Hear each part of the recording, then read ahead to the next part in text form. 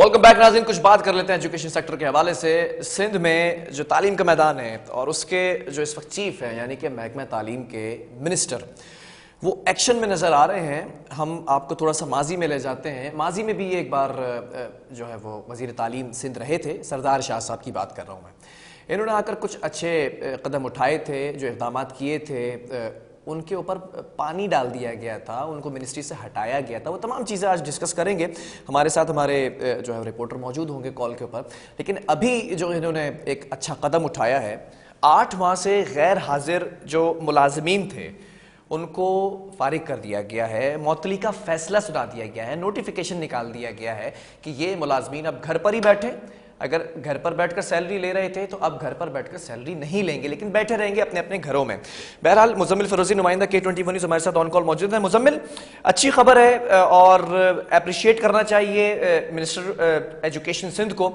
जरा मैं चाहूंगा इसकी डिटेल भी नाज़रीन को बताएं आप।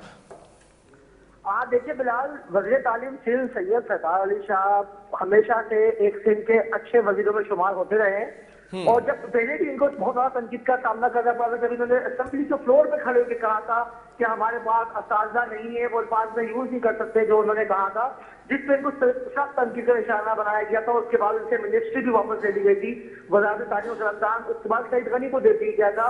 उस दौर में भी उन्होंने ये काम शुरू किया था कि टीचर्स की ट्रेनिंग के लिए, टीचर्स को कंट्रोल करने के लिए वो उस पर भी बहुत मुतहरिक थे। उन्होंने बायोमेट्रिक सिस्टम जो चल रहा था उसको उन्होंने एक्टिव किया था। वो उनके जाने के बाद वो खटाई में मामला चला गया था। बायोमेट्रिक सिस्टम यहाँ पर काम नहीं कर रहा था, एक दफा पूरा सिस्टम बैठ गया था। 4 मुलाजमीन ने उसको हाईजेक कर दिया था, उनको निकाला गया तो उन्होंने बोला सिस्टम ही बैठ गया है। 44,000 असातिज़ा का डेटा गायब हो गया था। फिर वज़ारत तालीम को मजबूरन उन 4 लड़कों को दोबारा रखना पड़ा और वो सिस्टम दोबारा बहाल हुआ।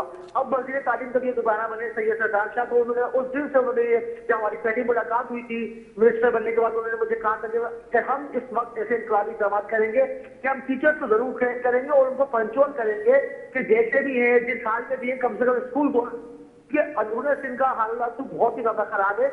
अभी पहले मरहले में इन्होंने कराची को जो एक्शन लिया है वही सेम वे जो है वो तमाम डिस्ट्रिक्ट में फॉलो करने जा रहे हैं सरदार शाह। अब उनकी बात जो यहाँ से अगर हम बात करें कि बायोमेट्रिक सिस्टम क्या है, सिंध हुकूमत ने जब सरकारी स्कूलों में असातिज़ा की मुसलसल गैर हाजिरी बहुत ज्यादा रिपोर्ट हो रही थी, भाई टीचर स्कूलों में नहीं है, स्कूल बंद पड़े हुए, तो उस पर हुकूमत सिंध ने एक अच्छा इक़दाम किया था। उस पर स्कूलों पर बायोमेट्रिक हाजिरी का निज़ाम मुतारिफ करवाया था, ठीक है। अच्छा इक़दाम था जिससे टीचर्स कंट्रोल हो गए थे, जिस पर वो कोई भी जो सर्वेयर है वो किसी वक्त भी जाकर वो बायोमेट्रिक मशीन ले जाकर सेंटर से लगवाता था।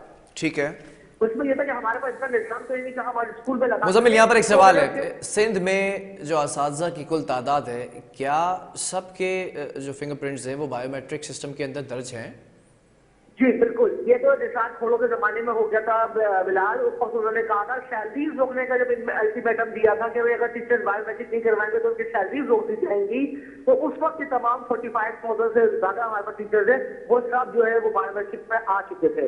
और अब वो आसान तरीका यूं भी हुआ बिलाल इसका कि बायोमेट्रिक के लिए उन्होंने लोग हायर किए जो बाइक पर दूर दराज स्कूलों में मशीन लेकर जाते हैं और वो बायोमेट्रिक करवाते हैं, जैसे हम सिम खरीदते वक्त करवाते हैं। ठीक है। तो उसी तरह बायोमेट्रिक होता है, तो इसलिए आसान हो गया हर स्कूल का बायोमेट्रिक करना। और उसमें यह भी फायदा है कि जो सर्वेयर है वो किसी वक्त भी चला जाता है, 12 बजे चला जाए, 10 बजे चला जाए, मुस्लिम टीचर्स को मौजूद होना पड़ता है। इससे बहुत हद तक कामयाबी मिली थी सिंध हुकूमत को कि उन्होंने टीचर्स को कंट्रोल कर दिया था। मगर उसके बाद इस निजाम में यह पैदा हो गया सलाह कि लोग पैसे देकर अपना बायोमेट्रिक फॉलो से देखें, सिस्टम बन जाता है हर जगह पे। सिंध में जो है सिस्टम चलता है, सिस्टम बन जाता है, फिर वो सिस्टम के तहत लोगों ने अपनी सेटिंग बना ली और वो बायोमेट्रिक होने लगे। फिर वो जब उसके बाद जब दोबारा वज़ीर तालीम सैयद सरदार शाह बने तो उन्होंने बिल्कुल ये किया कि कोई टीचर को बता के नहीं जाएगा और उन्होंने सर्वेयर को चेंज करना शुरू कर दिया। पहले ये था एक सर्वेयर था, वही हर बच्चा स्कूल जाता था, वो टीचर से रास्ते में आ जाता था, भाई मैं आज मैं आ रहा हूँ।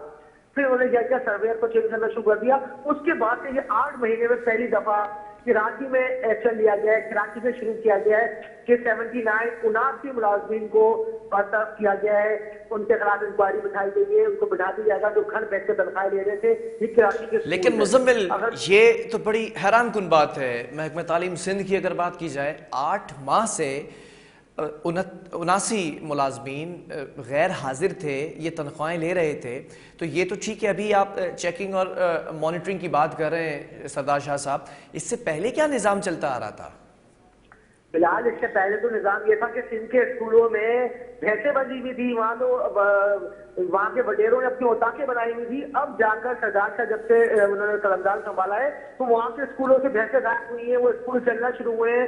सिंध में अभी इतने मॉडर्न स्कूल है, एक बादल लौहरी एक इलाका है सिंध का, वो मैं स्कूल विजिट करके आया था, क्या शानदार स्कूल है वो, क्या डिसिप्लिन है उस स्कूल का, तो वो आपको लगेगा नहीं कि आप किसी सरकारी स्कूल में। अगर मैं कराची के स्कूलों की बात करूँ, अभी लोगों को ये शिकवा है कि कराची से क्यों शुरू हुआ है ये सिस्टम। भाई कराची से शुरू हुआ, कराची सबसे मेन डिस्ट्रिक्ट है, कराची से शुरू करने का मकसद ये था कि जो टीचर कराची में जॉब कर रहे हैं, जो करीब जिनके पास ट्रांसपोर्ट भी है, जो घरों स्कूलों के करीब रहते हैं, जब वो भी नहीं जा रहे। ठीक है मुजम्मिल, मुझे ये भी बताइएगा, जो 79 मुलाजमीन हैं, इनसे कोई जस्टिफिकेशन या कोई शो कॉज दिया गया है इनको, इनसे जवाब तलब किया गया है कि ये इतनी लंबी छुट्टियों पर क्यों गए थे, 8 माह से गैर हाजिर थे, या फिर इनको मुअत्तल करने का फैसला कर लिया गया है जो अटल है?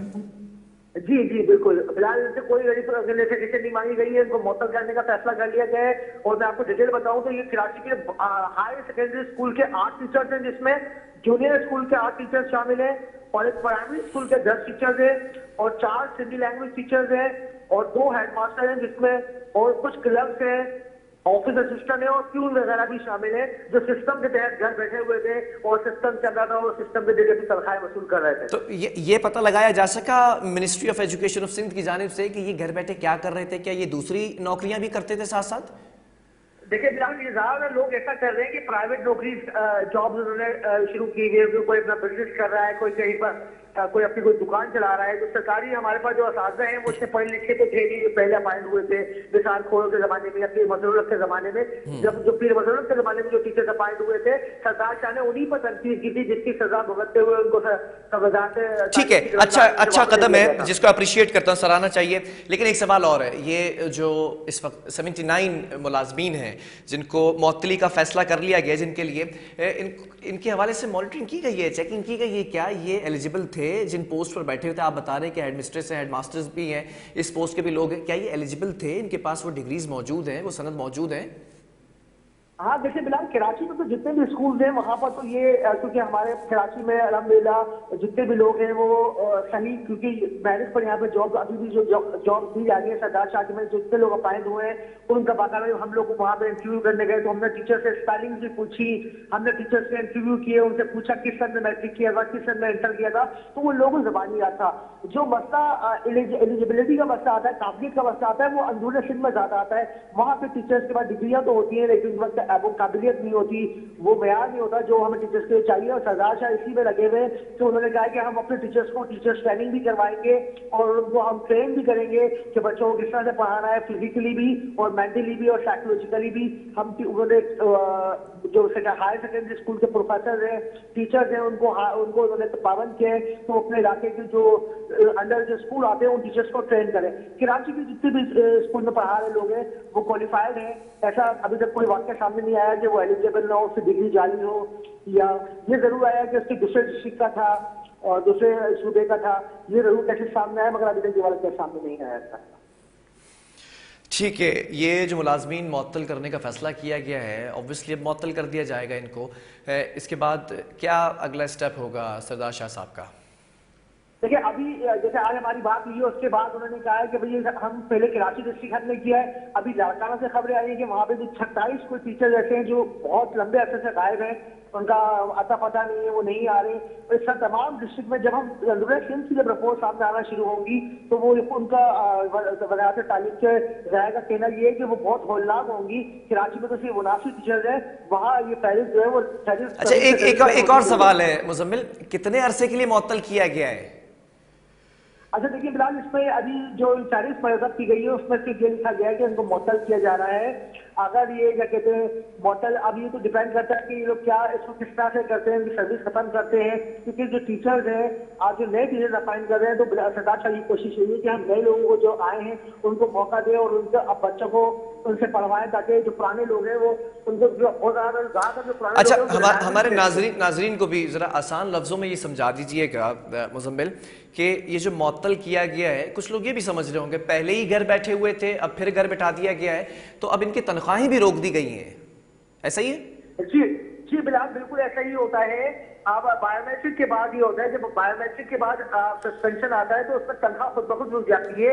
अगर वो बहाल नहीं होते तो उनकी तनख्वाह रुक जाती है, और फिर कुछ अर्से बाद उनकी सरदार ने वादे कहा था कि हम ऐसे लोगों की नौकरियां खत्म कर देंगे, चाहे हमें कोर्ट ही जाना पड़े, मगर हम लोगों के इस पर केस करेंगे और लोगों को हम बिल्कुल रिटायरमेंट देंगे और ना ही इनको हम किसी तरह के पैसे देंगे।